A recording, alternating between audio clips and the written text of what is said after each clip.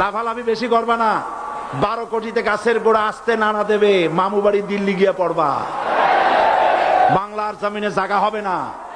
আর যারা একবার ক্ষমতায় যায় ওরা মনে করে এই ক্ষমতা থেকে আমাদেরকে কেউ নামাইতে পারবে না। স্বৈরাচারীরা তার পতনের সমস্ত ছিদ্র বন্ধ করে, কিন্তু একটা ছিদ্র বন্ধ করতে পারে না।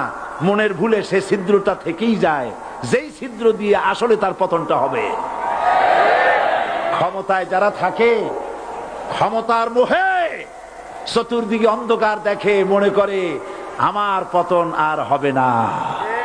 যারা মানুষের উপরে জুলুম করছো, আলেমদেরকে ধরতেছো, মুসল্লিদেরকে ধরে ধরে জেলে ঢুকাচ্ছ, সময় আসবে এমন ইন্দুরের গর্ত অপমানা ফেলাবার জন্য।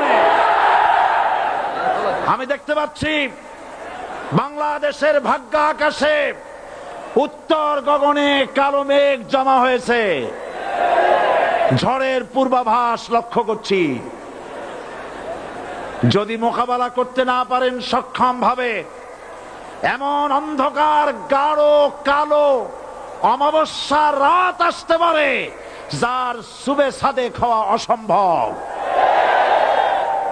সুতরাং আপনারা কি কাপুরুষের মতো কাফের মুশরিকদের গোলামি করে মরতে চান? বিড়ালের মতো 500 বছর বেঁচে থাকার কোনো লাভ নাই। সিংহের মতো 1 ঘন্টা বাঁচতে চাই।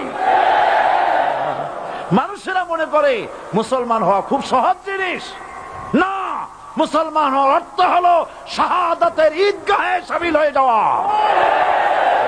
যারা ইসলামী শাসন চান, আল্লাহর দ্বীনকে বিজয়ী দেখতে চান, তাদেরকে অসংখ্য মানুষকে পোড়াইটের মতো জেলখানায় পুড়ে পুড়ে মরতে হবে, অসংখ্য মানুষকে ফাঁসির কাস্টে ঝুলতে হবে, গায়ের রক্ত দিতে হবে, শহীদ হতে হবে, তারপরে ইসলামের ইমারতটা কায়েম হয়ে যাবে। আমাকে রাজাকার বলে জনগণ থেকে বিচ্ছিন্ন করবা, জনগণ থেকে আমারে বিচ্ছিন্ন করা যাবে না। কারণ এই জনগণ আমার জন্য আসে না, এই জনগণ আসে আল্লাহর কোরআনের জন্য।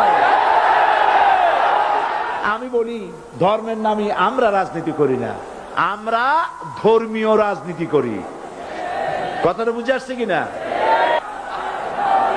ধর্মের নামে রাজনীতি নয়, আমরা ধর্মীয় রাজনীতি করি, আমরা এই কোরআনের রাজনীতি করি। এই কোরআন নিয়ে বাঁচতে চাই, এই কোরআন নিয়ে মরতে চাই, এই কোরআন থেকে আমাদেরকে বিচ্ছিন্ন করতে চায় কাফের বেঈমান মুশরিকেরা।